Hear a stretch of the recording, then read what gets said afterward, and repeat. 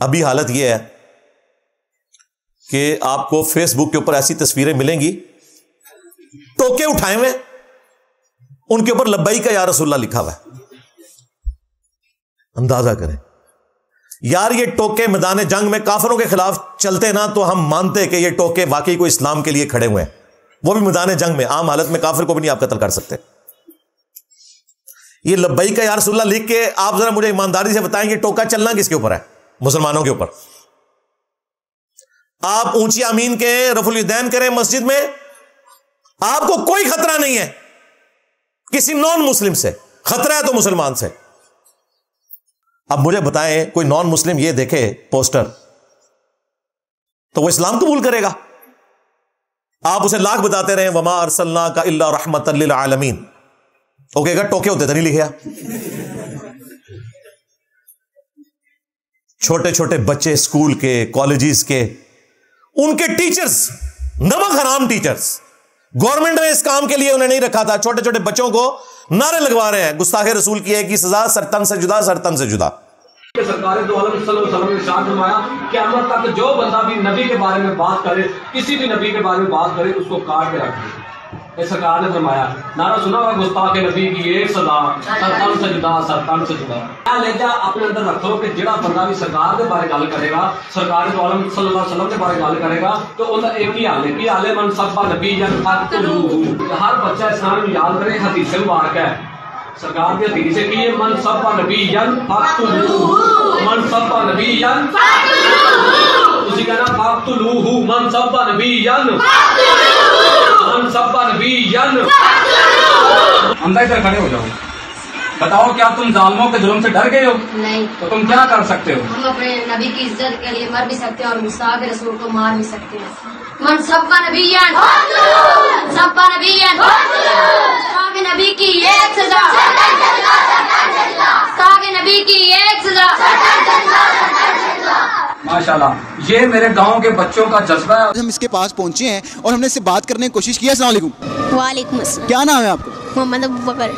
کب سے موجود ہو دھرنے کے اندر؟ ہفتہ ہو گیا. ہاں جی. منصب نبی منصب نبی فقتلوہ کا مطلب میرے آقا نے فرمایا قیامت تک جڑا میرے بارے کے بات کرے اس کو کاٹ کے رکھ دو. فقتلو دین جاوے کس سے گستاخ نو، رات تک نیند نہ آوے. گستاخ نبی کی ایک صدا، سرتن سے جدا، سرتن سے جدا. گستاخ نبی کی ایک صدا، سرتن سے جدا.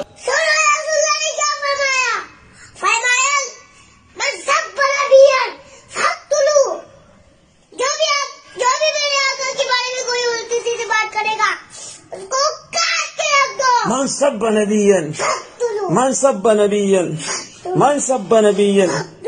گستاخ رسول کی ایک ہی سزا، من سب نبیًا، من سب نبیًا اور من سب نبیًا، من سب نبیًا اور من سب نبیًا. اور گستاخ رسول پتہ ہے کون؟ دوسرے فرقے والا. اور ان کے نزدیک یہ چھوٹے چھوٹے بچے تلواریں اٹھائی ہوئی ہیں لکڑی کی. من سب نبی فقتلوہ، جعلی جھوٹی حدیث. سرکار ضعیف نہیں، جھوٹی حدیث جے. وہ بابا خادم رضوی پڑھا گیا انہوں نے پوچھو لکھی کی تھے جے، دسو ذرا حوالہ دسو. اینا 6 کتابیں تے آئی کوئی نہیں جے. اتنی امپورٹنٹ حدیث تھی 6 کتابوں میں ہے ہی نہیں، نہ بخاری میں، نہ مسلم میں، نہ ابو داؤد میں، نہ ترمذی میں، نہ نسائی میں، نہ ابن ماجہ میں.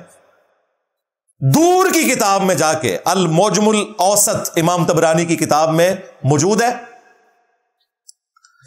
اور مجموع الزوائد جو ابن حجر اسقلانی کے استاد ہیں امام ہیثمی، انہوں نے صحیح، ضعیف اور موضوع کے حکم لگائے ہیں. اور یہ بریلویوں نے خود مجموع الزوائد چھاپ دی ہے حدیث کی کتاب. اس میں انہوں نے یہ حدیث لے کر نیچے لکھا ہے کہ یہ روایت درست نہیں ہے، اور امام نسائی کے حوالے سے لکھا کہ امام نسائی اس کے جو مرکزی راوی جس نے اس روایت کو بیان کیا ہے عبید اللہ بن محمد، اس کو کذاب، جھوٹا کہتے تھے. اور کڑی ہوئی حدیث ہے من سب نبی فقتلوہ، کڑی ہوئی حدیث، جھوٹی حدیث. اندازہ کریں. اس پر تر رہا یہ کہ سنن ابی داؤد میں، سنن نسائی میں موجود ہے کہ حضرت ابو بکر الصدیق رضی اللہ تعالیٰ عنہ کو ایک شخص کے اوپر غصہ آیا تو وہاں ایک دوسرا آدمی بیٹھا تھا, اس نے کہا کہ اے امیر المومنین اجازت دے میں اس کو قتل کر دوں. وہ کوئی خام خائے ہوتے ہیں نا بعض کھڑپینچی کرنے والے بھی. تو سیدنا ابوبکر نے کہا نہیں یار, مطلب قتل کیوں کر دے گا ایسے, تو اس کا میرا اختلاف رائے, قتل کہاں سے بیچ میں آ گیا. بعد میں جب یہ خطبہ ختم ہوا تو حضرت ابوبکر اسے سائڈ پہ لے کے گئے اور کہا کہ یہ جو تو نے مجمع میں بات کی کہ میں اسے قتل کر دوں, اگر میں واقعی تجھے کہہ دیتا جھوٹی موٹی بھی کہ مار دے تو نے مار دینا تھا. انہوں نے کہا حضرت میں مار دینا سی, اندازہ کریں. تو پھر سیدنا ابوبکر نے اسے ڈانٹا. انہوں نے کہا کہ رسول اللہ صلی اللہ علیہ وآلہ وسلم کے بعد کسی کے لیے یہ شایع نہیں ہے کہ وہ کسی کو قتل کروائے. یہ صرف نبی کا حق تھا کہ وہ کسی کو وجہ بتائے بغیر بھی حکم فرما سکتے تھے کہ اسے قتل کر دو, کیونکہ انہیں وحی کی تائید حاصل تھی. ان کے بعد کسی کو یہ رائٹ نہیں ہے کہ اسے قتل کیا جائے, خواہ وہ حضرت ابوبکر کے ساتھ بھی کوئی مسئلہ رکھتا ہو. یہ خود حضرت ابوبکر کہہ رہے ہیں. اب مجھے بتائیں, یہ جو جعلی اشکان صحابہ بنے ہوئے ہیں ان سے ذرا پوچھیں, حضرت ابوبکر تو خود کہہ رہے ہیں کہ گستاخ کو قتل نہیں کرنا, وہ میرا گستاخ ہو میرے سامنے بیٹھا ہو. تم 1400 سال بعد جو ہے وہ سعودیہ کی فنڈنگ کے اوپر یہ تماشا لگا کے یہاں بیٹھے ہوئے ہو, ٹوائلٹس میں شیعہ کافر لکھ کے. اس حدیث کے ساتھ ہی امام ابو داؤد نے اپنے استاد احمد بن حنبل کے کامنٹس لکھے ہیں کہ احمد بن حنبل کہتے ہیں کہ 3 وجوہات کی بنا پہ ہی کسی کو قتل کیا جا سکتا ہے. نمبر 1, کوئی شخص مرتد ہو جائے, اسلام چھوڑ جائے. نمبر 2, شادی شدہ زانی, یعنی وہ بدکاری کر بیٹھا ہے. اور نمبر 3, قتل کے بدلے قتل, یعنی اگر کسی نے ناحق کسی کو قتل کیا اس کے بدلے میں اسے قتل کیا جائے گا. ان کا بس یہ 3 وجوہات ہیں, ان کی بنا پہ آپ قتل کر سکتے ہیں, چوتھی کوئی وجہ نہیں ہے. اور پھر احمد بن حنبل نے ساتھ کہا کہ حضرت ابوبکر کے قول کا مقصد یہی تھا کہ صرف نبی علیہ السلام حکم دے سکتے ہیں ان 3 وجوہات کو چھوڑ کر بھی کسی کے حق میں کہ اسے قتل کر دیا جائے. باقی عام مسلمان خواہ وہ حضرت ابوبکر ہی کیوں نہ ہو 3 موقعوں کے علاوہ کسی کے لیے قتل کا حکم نہیں کر سکتے. اب مجھے بتائیں, انہوں نے جو گستاخ رسول کی سزا نکالی ہے, وہ جو آڈیو لیک ہوئی تھی مفتی تقی عثمانی صاحب کی, وہ بالکل ٹھیک ہوئی تھی. اسی ابو داؤد اور نسائی کے اندر وہ حدیث ہے جو یہ لیے پھرتے ہیں جی 4 لوگوں کو غلاف کعبہ میں بھی پاؤ تو قتل کر دو. وہ 4 لوگوں کو قتل کرنے کا حکم کس نے دیا تھا؟ نبی صلی اللہ علیہ وسلم نے. اور وہ عذاب استحصال کا حصہ تھا جو نبی کا انکار کرنے کے اوپر آتا ہے. وہ یہ نہیں ہے کہ جو بندی ہے تو قتل کر دو, بریلوی ہے تو چھوڑ دو. ان کے تو قتل کا معیار یہی ہے نا, وہ تو چیز ہی کچھ اور تھی. حدیثیں اٹھاتے ہیں, اس میں خود سے رنگ بھرتے ہیں اور زر نکالتے ہیں. اور جی بخاری مسلم میں حدیث ہے, کعب بن اشرف کو قتل کروایا تھا نبی علیہ السلام نے. جی کعب بن اشرف وہ یہودی تھا جو مسلسل مسلمانوں کے ساتھ ظلم کر رہا تھا, اور مسلمانوں کی اور یہودیوں کی ایک کولڈ وار جاری تھی, اس میں ان کے سرغنہ کو نبی علیہ السلام نے قتل کروایا. نہیں, وہ گستاخ رسول تھا, اور گستاخ رسول تو سارے یہودی تھے. عبداللہ ابن ابی رئیس المنافقین, اندر سے یہودی اوپر سے مسلمان, کیا وہ گستاخ رسول نہیں تھا؟ اسے کیوں نہیں قتل کروایا اللہ کے نبی نے؟ لو سامو, الٹا بخاری مسلم میں آتا ہے جنازہ خود پڑھایا, لعاب دہن ڈالا, کرتا مبارک کفن کے لیے دیا. پھر اللہ تعالیٰ نے آیات نازل کی. اللہ تعالیٰ پہلے بھی کر سکتا تھا کہ آپ ان کے لیے 70 دفعہ بھی مغفرت کریں, ہم ان کی توبہ قبول نہیں کریں گے. آندہ آپ نے کسی منافق کی قبر پہ کھڑے نہیں ہونا, نہ اس کے لیے دعا کرنی ہے. لیکن نبی علیہ السلام کی زندگی میں اس کی تکلیف کی وجہ سے تمام صحابہ کو پتہ چل گیا تھا یہ منافق ہے. بخاری میں آتا ہے حضرت عمر نے کئی دفعہ اجازت مانگی کہ یا رسول اللہ اجازت دیں اس کا گلا کاٹ دوں میں. آپ نے فرمایا چھوڑ دو, لوگ کہیں گے اپنے ساتھیوں کو قتل کرواتا ہے. اس سے بڑا تو کوئی گستاخ رسول نہیں تھا نا. تو دقت نظر سے چیزوں کو دیکھا جاتا ہے بھائی, اس طرح نہیں ہوتا. بخاری مسلم دونوں میں موجود ہے, ایک بدری صحابی تھا ابن ابی بلتا, اس نے نبی علیہ السلام کی مخبری کر دی. مشرکین عرب کو بتایا کہ ان قریب نبی علیہ السلام مکے پر چڑھائی کرنے والے ہیں, تو یہ جو میں نے حضور کا راز لیک کیا ہے نا, اس کے بدلے میں تم نے میری جو وہاں پہ جائیداد ہے, ایسٹس ہیں, ان کو نقصان نہیں پہنچانا. اللہ تعالیٰ نے وحی کے ذریعے بتا دیا. نبی علیہ السلام نے مولا علی کو بھیجا اور کہا کہ فلاں قافلے میں ایک عورت ہے, اس کے پاس وہ خط موجود ہے, وہ اہل مکہ تک نہیں پہنچنا چاہیے. مولا علی پیچھے پہنچ گئے, اس عورت کو پکڑ لیا, تلاشی دلوائی گئی, خط نہیں نکل رہا. سیدنا علی نے کہا کہ مجھے تیرے کپڑے بھی اتروانے پڑے نا اترواؤں گا, تیرے پاس وہ خط ہے, کیونکہ جس شخص نے مجھے تیری طرف بھیجا ہے نہ وہ جھوٹا ہے اور نہ وہ ہستی جھوٹی ہے جس نے اسے خبر دی ہے, یعنی اللہ اور اس کا رسول جھوٹا نہیں ہو سکتے. پھر اس نے اپنا جوڑا کھولا, اس میں سے وہ خط نکالا. اب وہ خط نبی الاسلام کی بارگاہ میں پہنچا, بخاری مسلم کے الفاظ ہیں. حضرت عمر نے کہا یا رسول اللہ اجازت دیں, اس کا گلا کاٹ دوں میں. جس نے نبی کے ساتھ غداری کی, بالکل صحیح فیصلہ کیا حضرت عمر نے. لیکن حضرت عمر کا تعلق ٹی ایل پی سے نہیں تھا, اجازت لی.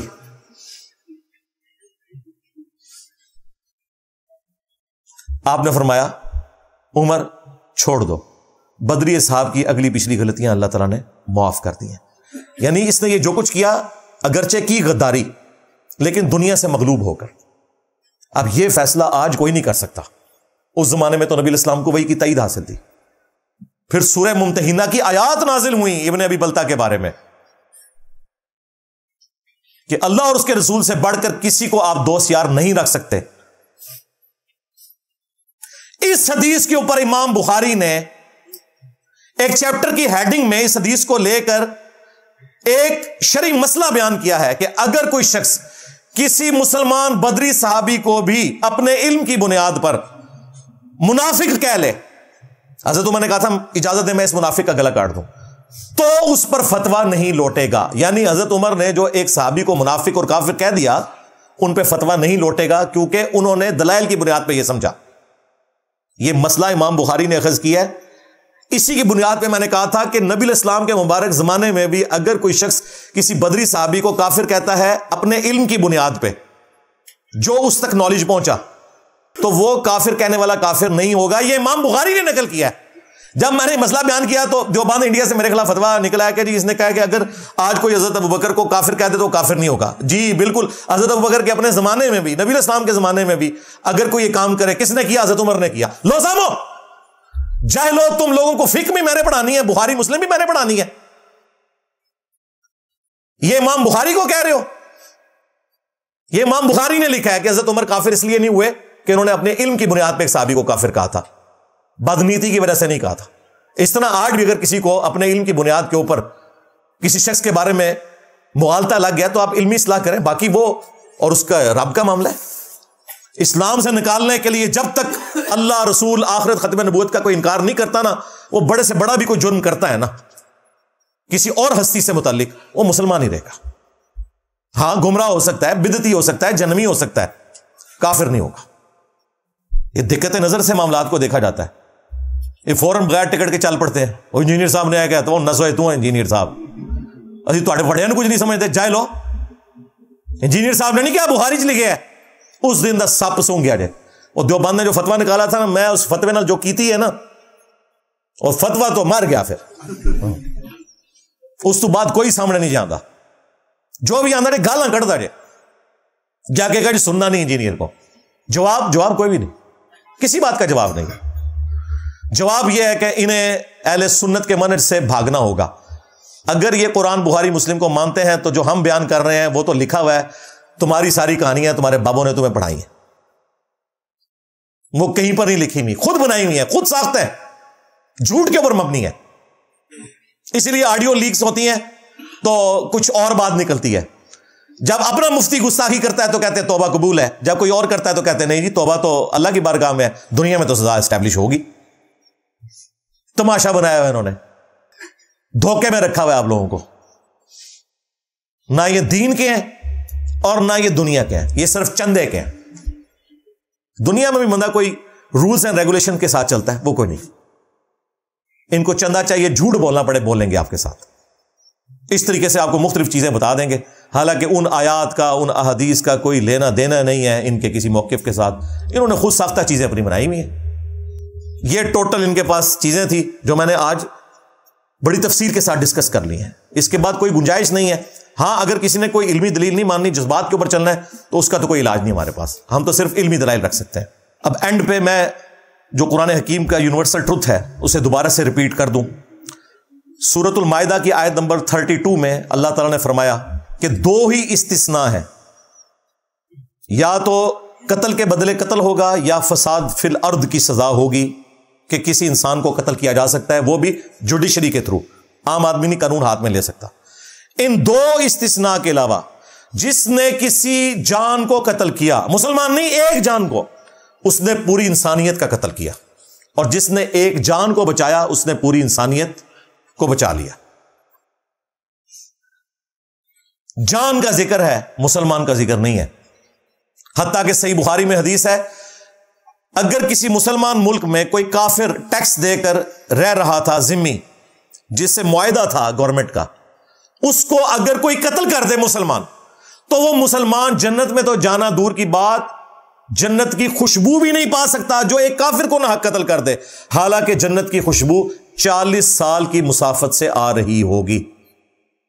50,000 سال کا دن ہے نا قیامت کا, تو 40 سال کی مسافت سے جنت کی خوشبو آتی ہوگی, لیکن ایسا مسلمان جنت کی خوشبو بھی نہیں پائے گا جس نے ایک کافر کو بھی ناحق قتل کر دیا جو مسلمان ملک میں رہ رہا تھا ٹیکس دے کر. یہاں دیکھ لیں تو انہیں مذہب کے نام کے اوپر کیا کچھ کرتے رہتے ہیں, ناحق کرتے رہتے ہیں. حق کے ساتھ بھی نہیں کر سکتے, وہ بھی جوڈیشری کے بغیر آپ نہیں کر سکتے. اگر ان لوگوں کو ابھی ہوش نہیں آئے گی ہمارے اداروں کو, تو یہ ملک جہنم بنا رہے گا. قرآن حکیم میں اللہ تعالیٰ نے اوورآل یہ روش اختیار کی ہے کہ لوگوں کو معاف کرو, اللہ تعالیٰ تمہیں اجر دے گا.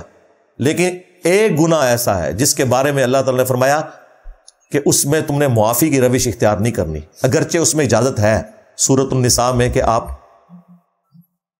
مقتول کے ورثاء کو بلڈ منی دے سکتے ہیں اگر وہ چاہیں تو, آپ کی مرضی سے نہیں, ان کی مرضی سے. لیکن اللہ تعالیٰ نے اسے بھی ڈسکریج کیا, وَلَكُمْ فِي الْقِصَاصِ حَيَاةٌ يَا أُولِي الْأَلْبَابِ لَعَلَّكُمْ تَتَّقُونَ. قتل کے بدلے میں, قاتل کو قتل کرنے میں پوری انسانیت کی زندگی چھپی ہے اے عقل مندو, تاکہ تم بچ سکو. یہ ممتاز قادری ٹانگا گیا تھا تو سکون ہوا ہے, ورنہ ہر کوئی ممتاز قادری, جتنے بے روزگار بچوں کے ماں باپ ہیں نا, ان کی خواہش ہوتی کہ یہ بھی ممتاز قادری بنے اور میں بھی مزار بنا کے یاشی کرا, چندے پہ کٹھے کرتا جائے ان تک. یہ بازار شروع ہو جانا سی. بخاری اور مسلم دونوں میں حدیث ہے, قیامت کے دن سب سے پہلے قتل کے مقدمے کا فیصلہ ہوگا. سب سے پہلے فیصلہ قتل کا ہونا ہے. جامعہ ترمذی میں اور سنن ابن ماجہ میں حدیث ہے, اللہ تعالیٰ کے نزدیک ایک مومن کا قتل اس سے بڑھ کر ہے کہ کوئی پوری دنیا کو تباہ و برباد کر دے. پوری دنیا میں ساری خانقاہیں, ساری مساجد, ساری بابرکت جگہ, ساری حرمت والی جگہ آتی ہیں, یہ ساری برباد کوئی کر دینا یہ چھوٹا گناہ ہے. ایک مومن کا قتل اس سے بڑا گناہ ہے. اسپیسیفکلی کعبے کے بارے میں تو جامعہ ترمذی اور سنن ابن ماجہ میں ہی موجود ہے کہ ایک مومن کی حرمت کعبے سے بھی بڑھ کر ہے. جامعہ ترمذی اور سنن ابن ماجہ میں موجود ہے, قیامت والے دن مقتول اپنے قاتل کو پیشانی کے بالوں سے پکڑ کر گھسیٹتا ہوا اللہ تعالیٰ کے عرش کے پائے کے پاس پہنچ جائے گا کہ یا اللہ مجھے آج انصاف چاہیے, اس نے دنیا میں مجھے کیوں قتل کیا تھا. اس حال میں کہ اس کی رگوں سے خون بہ رہا ہوگا. مقتول نے اپنے قاتل کو پکڑا ہوا ہوگا کہ یا اللہ اس کو سزا ملنی چاہیے آج.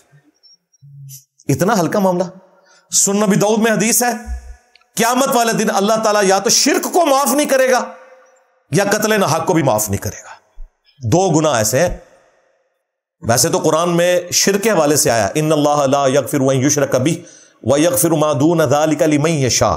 اللہ تعالیٰ شرک کو معاف نہیں کرے گا قیامت کے دن. دنیا میں توبہ کر لیں تو معاف ہے, آخرت میں اس کے سوا جتنے گناہ ہیں ان کو معاف کر دے گا, لیکن وہ بھی جس کے لیے چاہے گا. نہیں چاہے گا تو نہیں کرے گا. قرآن میں بھی اشارہ موجود تھا کہ شرک کے علاوہ بھی کوئی ایسا گناہ ہو سکتا ہے جو اللہ تعالیٰ قیامت کے دن بھی معاف نہ کرے, اور وہ کون سا گناہ ہے؟ قتل ناحق. اس کی جڑ قرآن میں ہے. سورۃ النساء میں آیا کہ جس نے مؤمن کو ناحق قتل کیا اس کی سزا ہمیشہ کی جہنم ہے. لہذا کوئی یہ نہ سمجھے یہ ابو داؤد کی حدیث قرآن کے خلاف ہے. ہمیشہ کی جہنم ایک قتل ناحق کے بدلے میں سورۃ النساء میں آیا ہے. لہذا یہ ابو داؤد کی حدیث بالکل قرآن کے مطابق ہے کہ نہ تو شرک معاف ہوگا اور نہ قتل ناحق. یہ اتنا بڑا جرم ہے کہ جامعہ ترمذی میں حدیث ہے، اگر زمین و آسمان کی ساری مخلوقات مل کے صرف ایک مومن کو قتل کر دیں، اللہ تعالیٰ اوندا منہ کر کے پوری کائنات کو جہنم میں پھینک دے گا ایک مومن کے بدلے میں۔ اس سے بڑھ کر کوئی بات سمجھائی جا سکتی ہے؟ اس روایت کی سند میں کلام ہے، کچھ محدثین اسے صحیح کہتے ہیں، کچھ ضعیف، لیکن یہ حدیث بالکل متن کے اعتبار سے درست ہے، کیونکہ اس سے سپورٹو بخاری کی وہ حدیث ہے کہ سیدنا عمر کے دور خلافت میں ایک شخص کو ناحق قتل کیا گیا، اس کے بدلے میں حضرت عمر نے 7 بندوں کو قتل کروایا جو اس کے قتل میں شریک تھے، اور پھر فرمایا کہ اگر یہ پورا گاؤں بھی اس قتل میں شریک ہوتا میں سب کو قتل کروا دیتا ایک مومن کے قتل ناحق کے بدلے میں۔ ان لوگوں نے ہلکا سمجھا ہوا ہے، بھائی یہ بڑا خطرناک معاملہ ہے، قتل ناحق والا معاملہ بہت ہی خطرناک ہے، لیکن پاکستان میں ایکسٹرا جوڈیشل ایکٹیویٹیز ہمارے ریاستی ادارے بھی کرتے ہیں، ہماری مذہبی جماعتیں بھی کرتی ہیں، ہماری سیاسی جماعتیں بھی کرتی ہیں، لسانیت کی بنیاد کے اوپر، سیاست کی بنیاد کے اوپر، فرقہ واریت کی بنیاد کے اوپر ایک مسلمان دوسرے مسلمان کو قتل کرتا ہے، اور وہ قتل کر کے سمجھتا ہے کہ میری جنت پکی۔ آج تک کسی نے لبیک یا رسول اللہ کہہ کے اپنے موٹر بائک میں کبھی تیلی لگا کے اسے نہیں آگ لگائی۔ لوگوں کی گاڑیوں کو جلاتے ہیں، لوگوں کی املاک کو نقصان پہنچاتے ہیں، اور نعرہ لگا رہے ہیں لبیک یا رسول اللہ۔ یعنی نبی الاسلام کا کیا امیج لوگوں کے سامنے آپ پیش کر رہے ہیں؟